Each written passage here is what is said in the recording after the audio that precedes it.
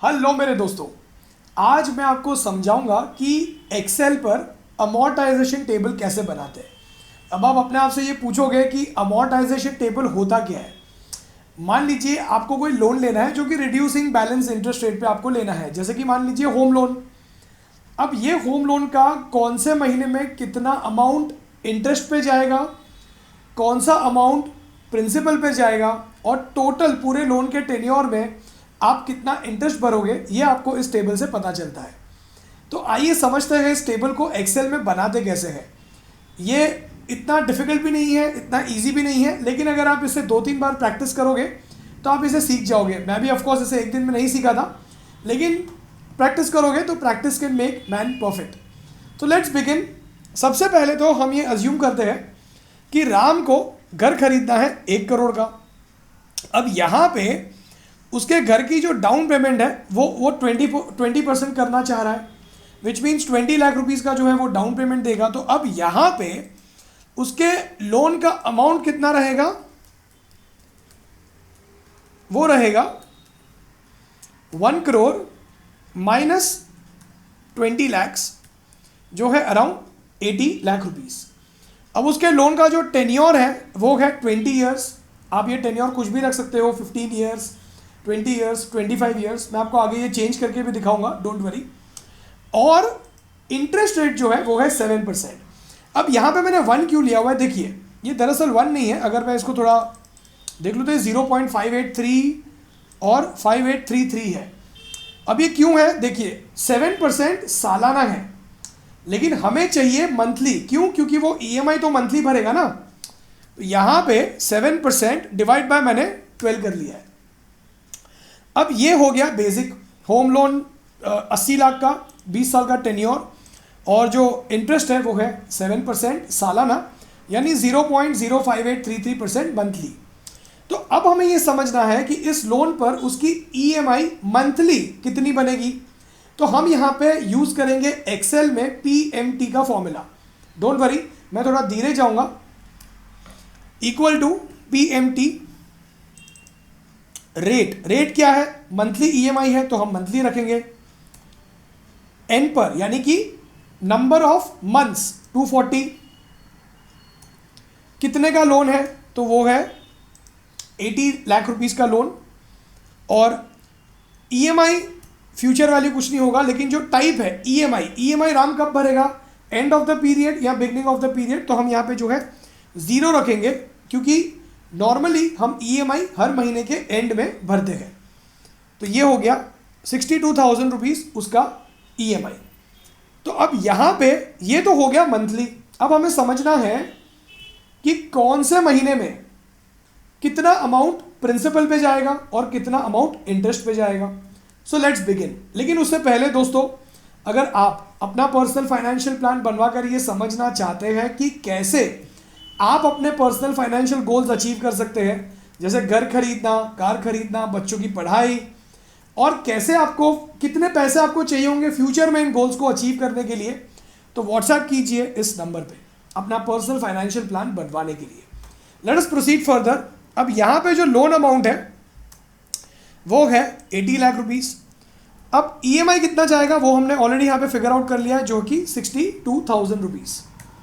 अब इस ईएमआई में से उस महीने का इंटरेस्ट कितना जाएगा, तो आउटस्टैंडिंग अमाउंट कितना है 80 लाख, लेकिन 80 लाख का मंथली इंटरेस्ट जो है अराउंड 46,000 रुपीज़। अब अगर आप यहाँ पे ऑब्जर्व करोगे तो मैंने यहाँ पे इस वाले सेल को, कॉलम नंबर D6 को मैंने लॉक कर दिया, क्योंकि हर महीने जो है इंटरेस्ट इसी अमाउंट पे जाएगा, राइट। आई मीन इसी इंटरेस्ट पे जाएगा, इसी मंथली इंटरेस्ट पे जाएगा। तो यहाँ पे जो है 46,000 हमने कर दिया। अब प्रिंसिपल पे कितना पैसा जाएगा, ऑब्वियसली 62,000 माइनस इंटरेस्ट जो है 15,300 रुपीज़ उस महीने का इंटरेस्ट जाएगा। अब बैलेंस कितना बचेगा, अगर 80 लाख रुपीज़ में से 15,300 चला गया प्रिंसिपल पर, तो बैलेंस कितना बचेगा 79,84,000 रुपीज़। अब अगले महीने का जो बैलेंस कैरी फॉरवर्ड होगा वो होगा 79,84,000, लेकिन ईएमआई तो सेम रहेगा ना, ईएमआई थोड़ी चेंज होगा। लेकिन यहाँ पे अब जो इंटरेस्ट लगेगा वो लगेगा 79 लाख इंटू 7%, जो कि again I would lock this cell, जो रहेगा 46,577। तो अगर आप ऑब्जर्व करोगे यहाँ पे इंटरेस्ट पहले महीने में 46 था, अब 46,500, पहले 46,600 था, अब 46,500 हो गया। अब प्रिंसिपल पे कितना जाएगा? Obviously EMI minus the interest जो है 15,400। अब अगर आप यहाँ पे ऑब्जर्व करोगे इंटरेस्ट कम हो गया क्योंकि आउटस्टैंडिंग बैलेंस कम हो गया और प्रिंसिपल की तरफ ज़्यादा अमाउंट गया। अब यहाँ पे बैलेंस कितना बचेगा? बैलेंस बचेगा 79,84,000 माइनस प्रिंसिपल पे गया 15,400, तो ये रहेगा बैलेंस। अब ऑब्वियसली हम 240 मंथ्स तक मैन्युअली ये नहीं करेंगे, फॉर्मूला लगा हुआ है। अब हमने जो है फॉर्मूला ऑलरेडी सेट कर दिया है, तो यहाँ पे जो है मैं इसको फॉर्मूला को खींच लेता हूँ। EMI तो सेम ही रहेगा। अब यहाँ पे अगर आप ऑब्जर्व करोगे तो देखिए इंटरेस्ट का जो अमाउंट है वो कम हो जाएगा। डोंट वरी, जब मैं सारे सेल्स फिल कर दूंगा तब हो जाएगा ये देखिएगा। देखिए अभी जो बैलेंस है देखो कम होते जा रहा है यहाँ पे। तो देखिए दोस्तों, अब ये बन गया आपका अमोर्टाइजेशन टेबल।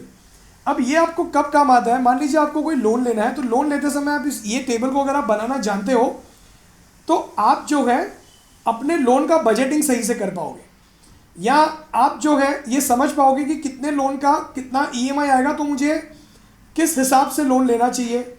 या लोन लेने के बाद आपको अगर ये टेबल बनाना आता है तो आप ये समझ पाओगे कि मेरे कौन से महीने में कितना अमाउंट इंटरेस्ट पे जाएगा या मैं टोटल इंटरेस्ट कितना भरूंगा। लेट्स सी, देखिए अगर आप देखोगे यहाँ पे 240 मंथ्स में, अगर ये इंटरेस्ट का कॉलम है, यहाँ पे 240 मंथ्स में टोटल इंटरेस्ट जो राम भरेगा अपनी लोन पे वो रहेगा 68 लाख रुपीस। 80 लाख की लोन पे 7% के हिसाब से राम का जो टोटल इंटरेस्ट बनता है वो बनेगा 68,85,000 रुपीस, और टोटल ऑफकोर्स जो प्रिंसिपल वो भरेगा वो रहेगा 80 लैक्स। आइए इसको भी हम टोटल कर लेते हैं। ये रहा 80 लाख। तो अभी अगर हमको समझना है कि टोटल अमाउंट राम ने कितना भरा इस लोन पर, तो वो रहेगा 68,85,000 प्लस 80 लैक्स जो है 1,48 लाख रुपीस। अब देखिए यहाँ पे फॉर्मूला लगा हुआ है। अब मान लीजिए हम जो है इसे 7% की जगह पे मे बी 5% कर देते हैं, तो देखिए सारा कुछ खुद ही चेंज हो जाएगा, EMI भी खुद ही चेंज हो जाएगी। अब इसको अगर मैं 9% कर देता हूँ तो देखिए इसकी EMI भी खुद ही चेंज हो जाएगी। अब ऐसे में हम मान के चलते हैं, एक मिनट में जो है जरा कैमरा को थोड़ा ओके। अब हम मान के चलते हैं कि राम ने 12 महीनों का EMI भर दिया, यानी 12 महीनों बाद राम के लोन का आउटस्टैंडिंग कितना रहेगा? 78 लाख रुपीस। अब यहाँ पे राम के पास मान लो 2-5 लाख रुपए का बोनस आ गया, तो यहाँ पे राम क्या करेगा? इस 5 लाख रुपीस को जो है राम चाहता है कि वो अपने लोन के अगेंस्ट प्रीपे कर दे। तो यहाँ पे अगर हम -5 लाख कर देंगे तो देखिए उसका जो आउटस्टैंडिंग है वो कम हो जाएगा। पहले 78 लाख था, अब 73 हो गया। उसकी EMI अभी भी सेम रहेगी, लेकिन अभी अगर आप ऑब्जर्व करोगे तो आउटस्टैंडिंग लोन अमाउंट कम होने के कारण उसकी जो EMI है उसका ज़्यादा पोर्शन जो है अब प्रिंसिपल की तरफ जाएगा। तो दोस्तों इस तरीके से आपको अमोर्टाइजेशन टेबल बनाना होता है। उम्मीद करता हूँ कि आप कुछ सीखे ज़रूर। इसको कोशिश कीजिए बनाने की एक्सेल में, और मुझे कमेंट करके बताइए कि आप इसे सीखे कि नहीं सीखे, और कमेंट करके बताइए कि आपको इस वीडियो से क्या सीखने मिला। कुछ सीखने मिला तो मुझे मोटिवेट कीजिए इस वीडियो को लाइक करके, और शेयर कीजिए यंग इंडिया के साथ, सो दैट हम उन्हें भी फाइनेंशियली लिटरेट बना सके। दोस्तों अगर आप हमारे हर संडे और वेडनेसडे वाले वीडियोस अपलोड होते ही सबसे पहले देखना चाहते हैं तो चैनल को सब्सक्राइब कीजिए और बेल आइकन पर क्लिक ज़रूर कीजिए, तो आपको हमारा वीडियो अपलोड होते ही नोटिफिकेशन मिलेगा आपके स्मार्टफोन पे। थैंक यू सो मच दोस्तों इस वीडियो को यहाँ तक देखने के लिए और आपका समय देने के लिए। अगर अब तक आपने हमारा टेलीग्राम चैनल ज्वाइन नहीं किया तो उसे ज्वाइन कीजिए, जिसकी लिंक मैंने नीचे डिस्क्रिप्शन में दी हुई है। Thank you so much, take care, God bless you all.